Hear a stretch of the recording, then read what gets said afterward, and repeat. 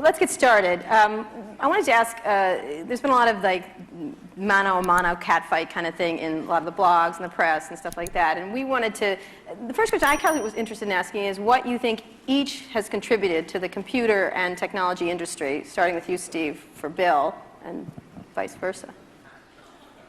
Well,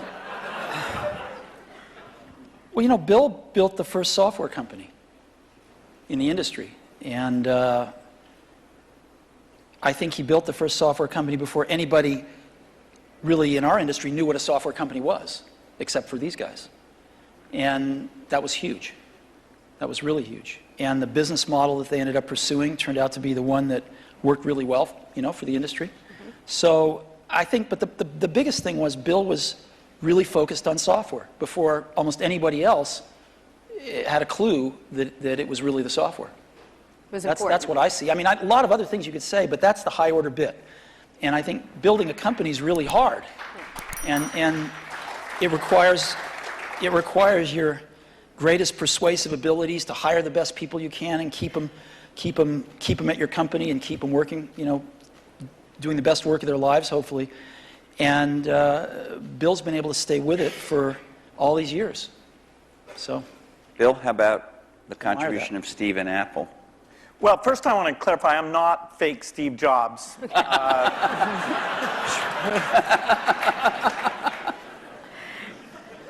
know, what Steve's done is quite phenomenal. You know, if you look back to 1977, that Apple II computer, the idea that it would be a mass market machine, you know, the bet that was made there by Apple uniquely, there were other people with products, but the idea that this could be an incredible, empowering phenomena, Apple pursued that dream. You know, then one of the most fun things we did was the Macintosh, and that was so risky. You know, people may not remember that Apple really bet the company. Lisa hadn't done that well, and you know, some people were saying, okay, that general approach wasn't good. But the team that Steve built, even within the company, to pursue that, even some days it felt a little ahead of its time. Steve gave a speech once, which is one of my favorites, where he talked about, in a certain sense, we build the products that we want to use ourselves. And you know, so he's really pursued that with incredible taste and elegance that has had a huge impact on the industry. And his ability to always come around and figure out where that next bet should be has been phenomenal. You know, Apple literally was failing when Steve went back and reinfused the innovation and risk-taking that have been phenomenal. So the industry's benefited immensely from his work. We've both been lucky to be part of it, but you know, I'd say he's contributed as much as anyone. We've also both been incredibly lucky to have had great partners that we started the companies with, and we've attracted great people. I mean, so everything that's been done at Microsoft and at Apple has been done by just remarkable people, none of which are sitting up here, you know, today. I know that you started Microsoft prior to 1977. I think Apple started the year before in 76. Microsoft in 74 was when we started writing 75. the basic. And then, then we did shipped the basic in 75. Okay. Most people, some people here, but I don't think most people know that there was actually some Microsoft software in that Apple II computer. Do you want to talk about what happened there, how that occurred? Yeah, there'd been the Altair and a few other companies, actually about 24, that had done various machines. But the 77 group included the PET, TRS-80, Commodore. and the Commodore PET, TRS-80, and the Apple II. The original Apple II BASIC, the integer BASIC, we had nothing to do with. But then there was a floating point one where, and I mostly worked with Woz on that. Let me tell this story. So Woz, my partner, we started out with this guy named Steve Wozniak, brilliant guy. He writes this BASIC that is like the best BASIC on the planet. It does stuff that no other BASIC's ever done. You don't have to run it to find your error messages. It finds them when you type it in and stuff. It's perfect in every way, except for one thing, which is it's just fixed point, right? It's not floating point. And so getting a lot of input that people want this basic to be floating point. And like we're begging Woz, please, please make this floating point. Who's we? How many people are in Apple? Well, me. Yeah. We're begging Woz to make this floating point. And he just never does it, you know, and he wrote it by hand on paper. I mean, you know, he didn't have an assembler or anything to write it with. It was all just written on paper, and he'd type it in. He just never got around to making a floating point. Why? Well, this is one of the mysteries of life. I don't know. But Microsoft had this very popular, really good floating point basic that we ended up going to them and saying, help. And how much was the, I think you were telling us earlier? That was $31,000. That Apple paid you for that. the floating point basic. And I flew out to Apple. I spent 2 days there getting the cassette. The cassette tapes were the main ways that people stored things at the time. Right. And, you know, that was fun. I think the most fun is later when we worked together. Well, what was the most fun? Tell the story about the most fun that was later. Well, you know, Steve can probably start it better. The team that was assembled there to do the Macintosh was a very committed team. And there was an equivalent team on our side that just got totally focused on this activity. Jeff Harbers, a lot of incredible people. And we really had bet our future because on the Macintosh being successful, and then hopefully graphics interface in general being successful, but first and foremost, the thing that would popularize that being the Macintosh. And so we were working together, the schedules were uncertain, the quality was uncertain, the price. When Steve first came up, it was going to be a lot cheaper computer than it ended up being, but that was fine.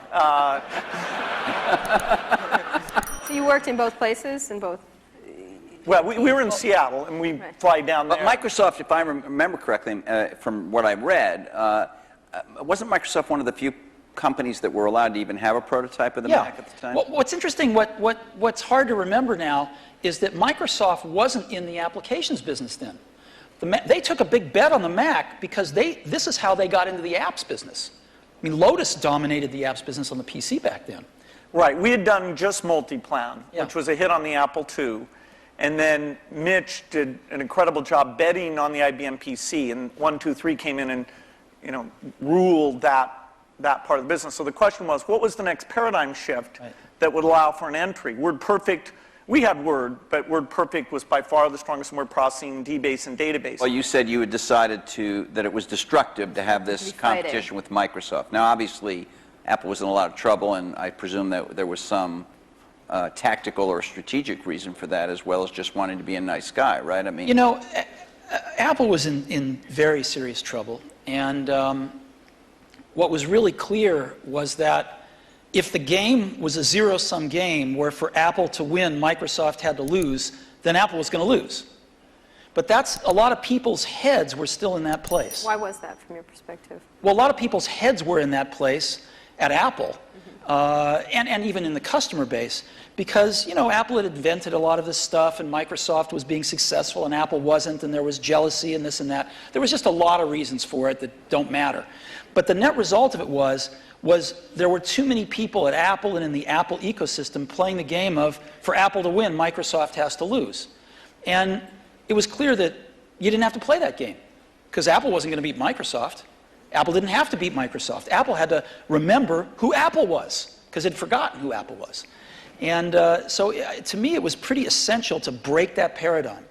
And it was also important that, you know, Microsoft was the biggest software developer outside of Apple developing for the Mac. And so, you know, it was just crazy what was happening at that time. And Apple was very weak. And so I called Bill up, and we tried to patch things up. Since that time, we've had a team that's fairly dedicated to doing the Mac applications, and they've always been treated kind of in a unique way so that they can have a pretty special relationship with Apple. And that's worked out very well. In fact, every couple years or so, there's been something new that we've been able to do on the Mac, and we have it's a great business for us. And it's actually, the relationship between the Mac development team at Microsoft and Apple is a great relationship. It's one of our best developer relationships. Wait, how do you look at Microsoft from an Apple perspective? I mean, you compete in computers, and if you look at the reason that the iPod exists and that Apple's in that marketplace, it's because these really great Japanese consumer electronics companies who kind of own the portable music market for a invented it and owned it, couldn't do the appropriate software. Couldn't conceive of and implement the appropriate software. Because an iPod's really just software. It's software in the iPod itself, it's software on the PC or the Mac, and it's software in the cloud for the store. And it's in a beautiful box, but it's software. If you look at what a Mac is, it's OS 10, right? It's in a beautiful box, but it's OS 10. And so the big secret about Apple, of course, not so big secret maybe, is that Apple views itself as a software company. And there aren't very many software companies left. And Microsoft is a software company. And so, you know, we look at what they do, and we think some of it's really great, and we think some of it's, a little bit of it's competitive, and most of it's not. Alan Kay had a great quote back in the 70s, I think. He said, people that love software want to do their own hardware. You know? Well, Bill loves software. No, I can resist that. The question is, are there markets where the innovation and variety you get is a net positive? The negative is that in the early stage, you really want to do the two together. So you want to do prototyping and things like that, you know, really is one thing. And then let's take the phone market. We think we're on 140 different kinds of hardware. We think it's beneficial to us that even if we did a few ourselves, it wouldn't give us what we have through those partnerships. Likewise, if you take the robotics market, very undeveloped. We have over 140 all tiny volume robots using Microsoft software, and the creativity, building toys, security things, medical things. We love the innovation and the ecosystem that's going to grow up, who knows when, but we're patient around that, and we'll have a great asset with this robotic software platform. So there are things like PC, phone, and robot where the Microsoft choice is to go for the variety. It's great. They're, you know, for them, they do what works super well for them. You know, do you ever regret, was there something you might have wanted to do differently? And maybe you feel like this happened after you left Apple. Something you might have done differently that where you could have had a much bigger market share for the Mac? Well, before I answer that, let me make a comment on Bill's answer there, which is, it's very interesting in the consumer market and the enterprise market. They're very different spaces. And in the consumer market, at least, I think one can make a pretty strong case that outside of Windows on PCs, it's hard to see other examples of the software and hardware being decoupled working super well yet. It might in the phone space over time. It might. But it's not clear. It's not clear. You can see a lot more examples of the hardware-software coupling working well. And so I think this is one of the reasons we all, you know, come to work every day, is because nobody knows the answer to some of these questions, and we'll find out over the coming years. Maybe both will work. Is there some moment you feel like I should have done this or Apple should have done that and we could have had? There's a lot of things that happened that I'm sure I could have done better when I was at Apple the first time, and a lot of things that happened after I left that I thought were wrong turns, but it doesn't matter. It really doesn't matter, and you kind of got to let go of that stuff. And you know, we are where we are. So we tend to look forward. And you know, one of the things I did when I got back to Apple 10 years ago was I gave the museum to Stanford and all the papers and all the old machines, and kind of cleared out the cobwebs and said, let's stop looking backwards here. It's all about what happens tomorrow.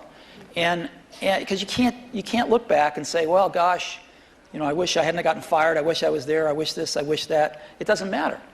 And so let's go invent tomorrow, rather than worrying about what happened yesterday. Let's look at the landscape at this moment and what's happening, especially in the internet space. I think it's super healthy right now. I think there's a lot of young people out there building some great companies, who want to build companies, who aren't just interested in starting something and selling it to one of the big guys, but who want to build companies. And I think there's some really exciting companies getting built out there. Some next generation of stuff that you know, some of us play catch up with, and you know, some of us find ways to partner with and things like that. But there's a lot of activity out there now, wouldn't you say? Yeah, I'd say it's a healthy period. Yeah. the notion of what the new form factors look like, what natural interface can do, the ability to use the cloud, the internet, to do part of the task in a complementary way to the local experience. There's a lot of invention that the whole approach of startups, the existing companies who do research, we'll look back at this as one of the great periods of invention. I think so too.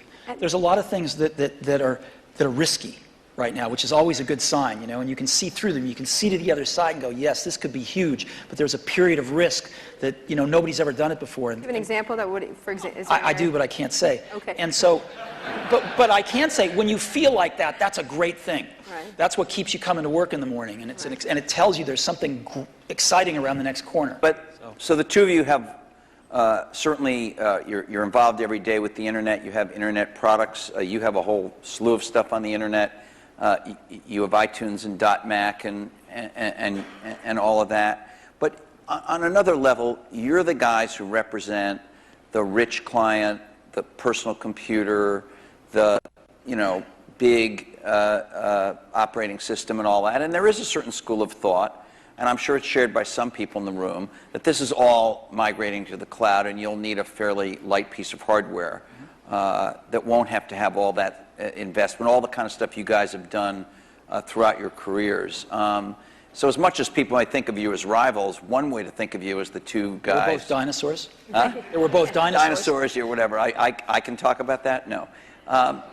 Seriously, is You're there betting on in a 5 system that is years? changing. In 5 years, is the personal computer still going to be the linchpin of all this stuff? Well, you can say that it'll be predicted that it won't be. The network computer took us over about, 5 years ago, we disappeared. Remember the single function computer? There was somebody who said that these general purpose things are kind of a dumb idea. So that took us over. The mainstream is always under attack. The thing that people don't realize is that you're going to have rich local functionality. I mean, at least our bet. As you get things like speech and vision, as you get more natural form factors, it's a question of using that local richness together with the richness that's elsewhere. And as you look at the device, say, that's connecting to the TV set or connecting in the car, there are lighter weight hardware internet connections. But when you come to the full screen, rich, edit the document, create things, I think we're nowhere near where we can be on making that stronger. I'll give you a concrete example. I love Google Maps, use it on my computer, in a browser. But when we were doing the iPhone, we thought, wouldn't it be great to have maps on the iPhone? And so we called up Google, and they'd done a few client apps in Java on some phones, and they had an API that we worked with them a little on. And we ended up writing a client app for those APIs. They would provide the back-end service. And the app we were able to write, since we're pretty reasonable at writing apps, blows away any Google Maps client. Just blows it away. Same set of data coming off the server, but the experience you have using it is unbelievable. It's way better than the computer. And just in a completely different league than what they'd put on phones before. And that client is the result of a lot of technology on the client, that client application. So when we show it to them, they're just blown away by how good it is. And you can't do that stuff in a browser. Architecturally, the question is, do you run just in the cloud and all you have down locally is the browser? And that is the same question for the phone as it is for the full screen device. There'll always be different screen sizes because these are, the 5-inch screen does not really compete with the 20-inch screen, does not compete with the big living room screen. Those are things that there'll be some type of computing behind all of those things, all connected to the internet. But the idea that locally you have the responsiveness of immediate interaction without the latency or bandwidth limitations that you get if you try and do it all behind, that's what leads to the right balance. What does that device look like in 5 years? What would be your principal device? Is there one or?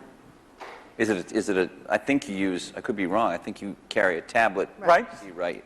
Which has not necessarily stormed the world yet. Yeah, this is like Windows 1992, I think.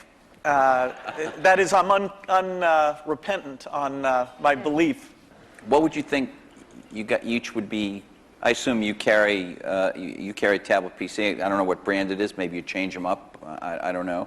You obviously carry a MacBook Pro, I would guess. Or what's your device in 5 years that you rely on the most? I don't think you'll have one device. I think you'll have a full-screen device that you can carry around, and you'll do dramatically more reading off of that. Yeah, I mean, I believe in the tablet form factor. I think you'll have voice. I think you'll have ink. You'll have some way of having a hardware keyboard and some settings for that. And then you'll have the device that fits in your pocket, which the whole notion of how much function should you combine in there. You know, there's navigation computers, there's media, there's phone. Technology is letting us put more things in there, but then again, you really want to tune it so people know what they expect. So there's quite a bit of experimentation in that pocket-sized device. But I think those are natural form factors, and that we'll have the evolution of the portable machine and the evolution of the phone will both be extremely high volume, complementary. That is, if you own one, you're more likely to own the other. And then at home, you'd have a setup that they all plug into? Well, at home, you'll have your living room, which is your 10-foot experience, and that's connected up to the internet. And there you'll have gaming and entertainment, and there's a lot of experimentation in terms of what content looks like in that world. And then in your den, you'll have something a lot like you have at your desk at work. You know, the view is that every horizontal and vertical surface will have a projector, so you can put information. So what's your 5-year outlook at the devices you'll carry? You know, it's interesting. The PC has proved to be very resilient. Because as Bill said earlier, I mean, the death of the PC has been predicted every few years. And here, when you're saying PC, you mean personal computer in general, not just Windows PCs. I mean personal computer in general. You can sort of see that there's something starting again. It's not clear exactly what it is, but it will be the PC maybe used a little more tightly coupled with some back-end internet services and some things like that. And of course, PCs are going mobile in an ever greater degree. So I think the PC is going to continue, this general purpose device is going to continue to be with us and morph with us, whether it's a tablet or a notebook or a big curved desktop that you have at your house or whatever it might be. So I think that'll be something that most people have, at least in this society, and others maybe not, but certainly in this one. But then there's an explosion that's starting to happen in these, what you call post-PC devices, right? And you call the iPod one of them. I think there's just a category of devices that aren't as general purpose, they're really more focused on specific functions, whether they're phones or iPods or Zunes or what have you. And I think that category of devices is going to continue to be very innovative, and we're going to see lots of them. Give me an example of what that would be. Well, an iPod is a post-PC device. A phone is a post-PC device. We're getting to the point where everything's a computer in a different form factor. So what? Right? So what if it's built with a computer inside it? It doesn't matter. It's what is it? How do you use it?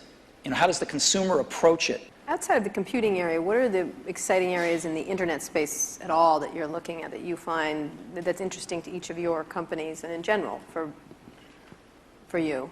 Any kind of social networking, any kind of the wikis, those kind of things we've talked about in the past today, essentially.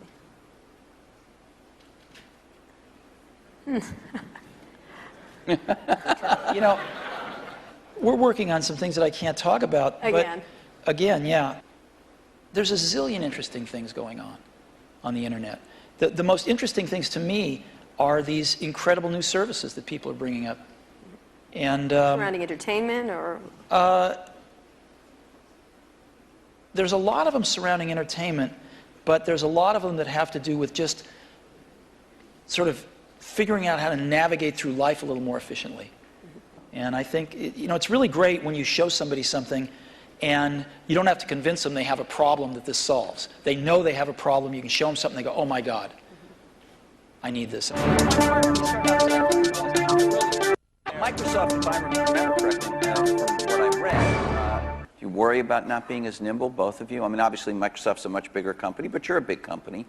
Steve, Apple is. Do you worry about not being as nimble as some but he's sitting out there with, you know, the kind of 10 employees that you guys had in 1977? Well, there's always going to be great new things that come out of other companies, and you want to be in a position to benefit from those, to have those inventions drive demand for Windows and personal computers, and then some of those upstream things you want to participate in. I hope Steve mentioned we are going to participate in search, hopefully to a higher degree in the future. He did mention that, yeah. Than at present, so we'll see what we can do there. A lot of the applications are more specialized, so they're not areas we'll go into. You know, take what can happen with education now, that video is mainstream, and all these tools that let you do rich interactions are very mainstream. I'm very excited about that. You know, the idea of empowerment goes back to the very beginning of our industry, and some of those dreams that this would be used by students, or that teachers could get better and learn from each other in these new ways. We're just at the threshold where some of those things can happen. I look at this a little bit differently, which is we're not trying to do a lot of this stuff because it's not what we do. We don't think one company can do everything. So you've got to partner with people that are really good at stuff.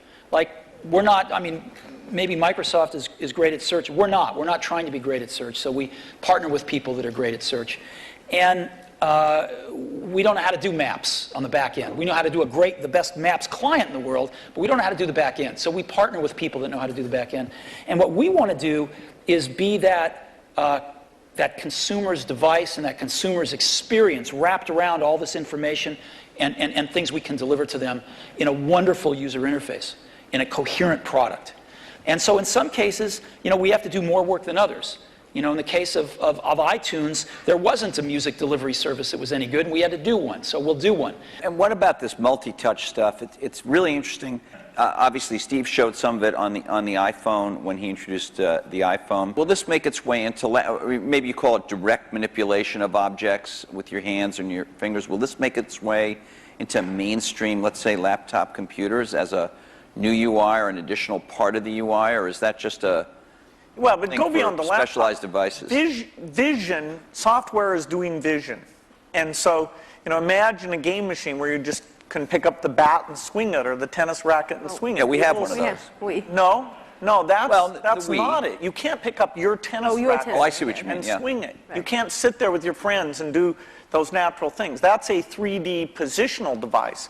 This is video recognition. This is a camera seeing what's going on. And, you know, in a meeting, like you're on a video conference, you don't know who's speaking when they're audio only, things like that. The camera will be ubiquitous. Now, of course, we have to design it in a way that people's expectations about privacy are handled appropriately. But software can do vision, and it can do it very, very inexpensively. And that means this stuff becomes pervasive. You don't just talk about it being in a laptop device. You talk about it being part of the meeting room or the living room or... Steve? I know you're working on something. It's going to be beautiful. We'll see it soon. Yeah, you know, you can't talk about it, but... Bill discusses all his secret plans. You don't discuss any of them. I know. It's not fair, but it's... I think the question is a very simple one, which is how much of the really revolutionary things people are going to do in the next 5 years are done on the PCs, or how much of it is really focused on the post-PC devices. And there's a real temptation to focus it on the post-PC devices because it's a clean slate, and because there are more focused devices, and because they don't have the legacy of these zillions of apps that have to run in zillions of markets. And so I think there's going to be tremendous revolution in the experiences of the post-PC devices. And the question is how much to do in the PCs. And I'm sure Microsoft is. We're working on some really cool stuff. But some of it has to be tempered a little bit, because you do have, you know, these tens of millions in our case, or hundreds of millions in Bill's case, users that are familiar with something that, you know, they don't want a car with 6 wheels. They like the car with 4 wheels. They don't want to drive with a joystick. They like the steering wheel. And so, you know, you have to, as Bill was saying, in some cases you have to augment what exists there, and in some cases you can replace things. But I think the radical rethinking of things is going to happen in a lot of these post-PC devices. But what's the greatest misunderstanding between in your relationship and about each other? What would you say would be this idea of catfight, this idea of which one of the many? We've kept our marriage secret for over a decade now. Canada, that trip to Canada. Mm-hmm.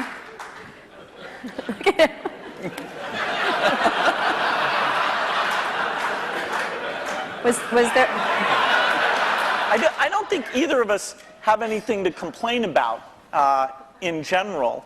And I know that the projects, like the Mac project, was just an incredible thing, a fun thing where we were taking a risk.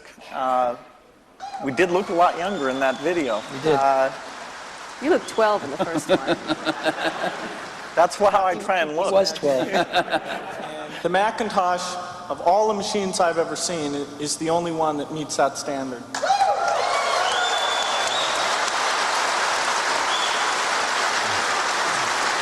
No, it's been fun to work together. I actually kind of miss some of the people who aren't around anymore. People come and go in this industry. It's nice when somebody sticks around and have some context of all the things that have worked and not worked. And the industry gets all crazy about some new thing. There's always this paradigm of the company that's successful is going to go away and stuff like that. It's nice to have people who've seen the waves and waves of that, and yet been willing, when it counted, to take the risk to bring in something new. When Bill and I first met each other and worked together in the early days, generally we were both the youngest guys in the room, right? Individually or together. I'm about 6 months older than he is, but roughly the same age. And now, when we're working at our respective companies, I don't know about you, but I'm the oldest guy in the room most of the time. And that's why I love being here. And